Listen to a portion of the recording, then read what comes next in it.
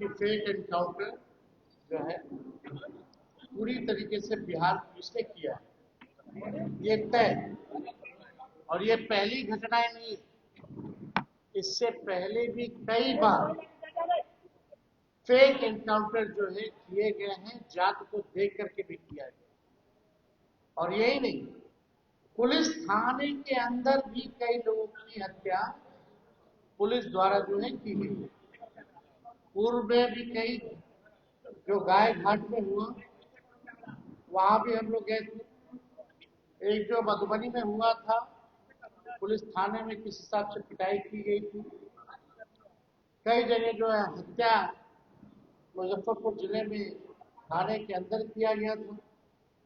या कई अनेक फेक एनकाउंटर जो है बिहार पुलिस करती है। पूरी तरीके से हमने पहले भी आप लोगों को कहा था कि बिहार सरकार का खजाना खाली है।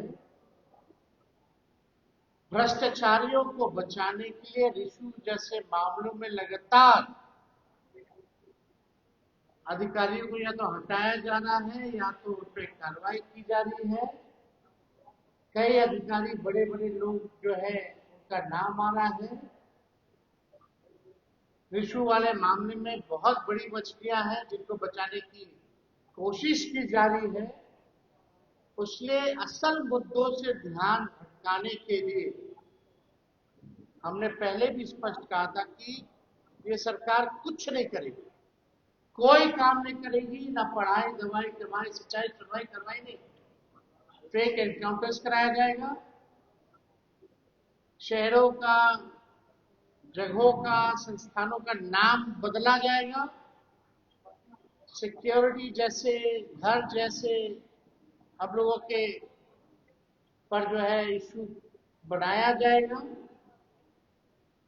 ये तो हमने पहले ही कहा था कि सरकार के पास पैसा नहीं है अपने नाकामियों को छुपाने के लिए। जो चुनाव में जो वादा किया था कि महिलाओं को 2-2 लाख रुपए मिलेंगे, 1,90,000 कब दोगे सम्राट चौधरी जी? ये सवाल पूछने पे सिक्योरिटी छीना जाता है, घर को बदला जाता है।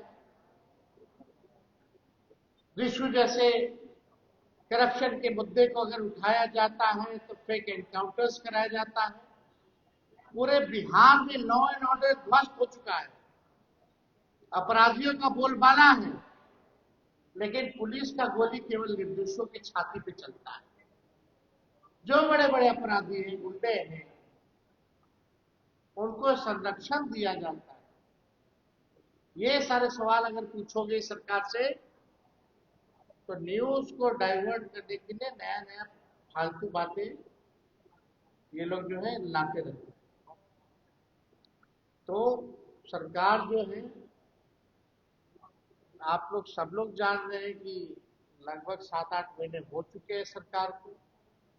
2 मुख्यमंत्री आप लोगों ने देख लिया, दूसरा सरकार चल रहा है, लेकिन अभी भी कोई काम बिहार में नहीं हो रहा। गरीबों का घर तोड़ा जा रहा है, ठेले वाले, ऑटो वाले, रिक्शा वाले को लाठी से मार करके भगाया जा रहा है। महंगाई, गैस, पेट्रोल, डीजल कीमतें आसमान छू रही है। नौकरियां नहीं मिल रही, पेपर लीक हो रहा है, परीक्षाएं पे परीक्षाएं रद्द हो रही है।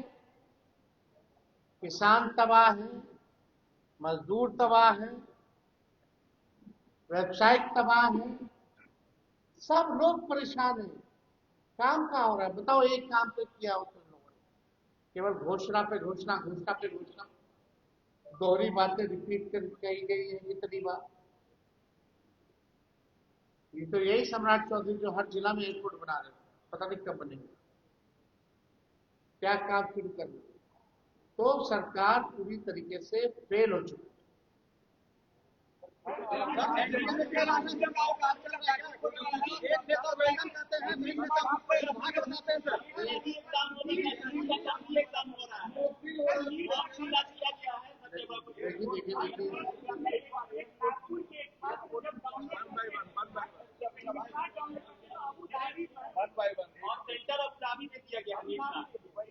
अब आप समझ जाइए कि अब सरकार जो है एक परीक्षा ढंग से नहीं करा पाती। अब एक परीक्षा कराने के लिए जो है आपको एयरफोर्स को तैनात करना पड़ रहा है, यानी भारतीय सेना को लगाना पड़ रहा है। तो आप समझ सकते हैं कि सरकार की स्थिति क्या है। कितने लाखों करोड़ों नौजवानों का भविष्य लोगों ने बर्बाद किया है और आगे भी कर रहे हैं। नौजवान सबसे ज्यादा इस राज्य में जो है पीड़ित है।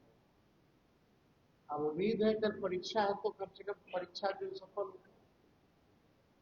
लेकिन अब तक जो छात्रों का जो नुकसान हुआ, चाहे आर्थिक तौर पे मेहनत जिन लोगों ने किया हो, जो सक्षम स्टूडेंट हो,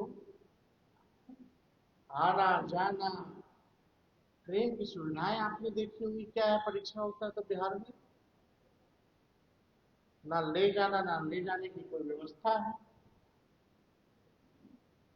हमने इसलिए चुनाव में कहा था कि अगर हमारी सरकार होती, आना जाना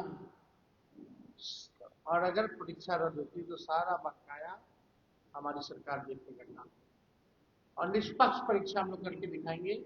जैसे उस 17 महीने में हम लोगों ने 5 लाख लोगों को नौकरी देकर के दिखाने का काम किया।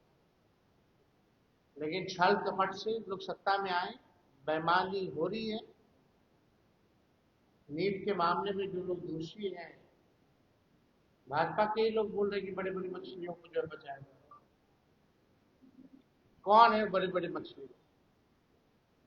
उन पर अब तक क्या कार्रवाई? कोई अधिकारी भी कार्रवाई नहीं की कि इतना पेपर लीक हो गया। रिशु का मामला 20-20, 25-25 हजार करोड़ का मामला है, उस पर कोई कार्रवाई नहीं की जा रही। तो हम लोग तो चाहेंगे कि भाई कल जो नीट की जो परीक्षा है, हम तो सभी छात्रों को शुभकामनाएं देते हैं और कम से कम सरकार में जो लोग बैठे हैं उनसे हम यही कहेंगे कि भाई पेपर लीक के मामले में कुछ तो सजग हुई है, कुछ तो गंभीर हुई है, ताकि भविष्य में किसी भी एक भी छात्र को जो है भुगतना ना पड़े।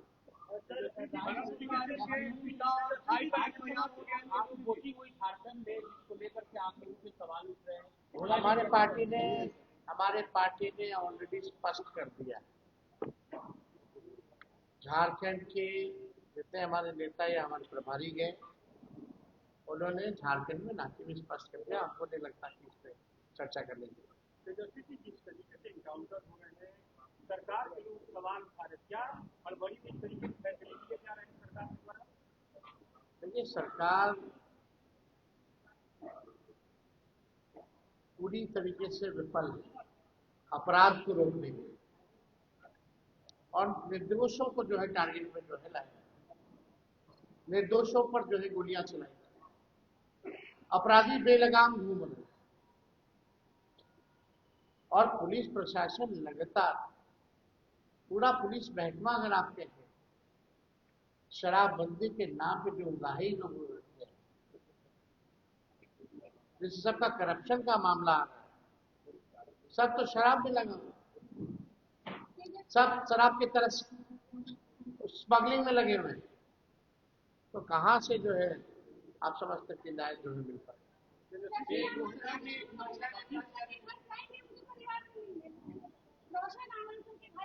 हमने देखिए उनकी मांग रही है, उनके मांगों को हमने जो है मुख्यमंत्री के समक्ष जो है रखने का काम किया और हम फिर से आग्रह करेंगे मुख्यमंत्री जी से कि सीबीआई जांच सौंपी जाए। दूध का दूध, पानी का पानी होना चाहिए। जो भी दोषी उस पर जो है कठोर कार्रवाई होनी चाहिए।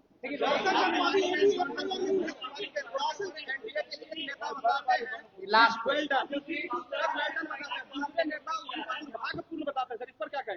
ये तो ठीक ही कह रहे हैं हमारे पत्रकार भाई। अशोक चौधरी कुछ कहते हैं, संजय झा कुछ कहते हैं ना। जी, जीतन राम मांझी ने वेल्डन कहा है, तो वहीं पर तो आप लोग देख लीजिए, लोग क्या कहेंगे सर? इसमें हम लोग को क्या कह रहे हैं, इसमें तो वो लोग बात बताएंगे। हमारा एक शुरू से स्टैंड है अभी तक कि निष्पक्ष जांच होनी चाहिए, दोषियों पर कार्रवाई होनी चाहिए।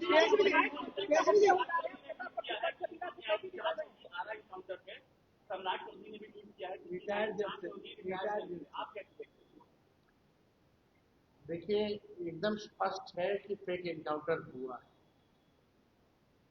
सम्राट चौधरी जी को सबसे पहले माफी मांगनी चाहिए, क्योंकि वो गृह मंत्री भी है, मुख्यमंत्री भी, और ये कोई पहली फेक एनकाउंटर नहीं।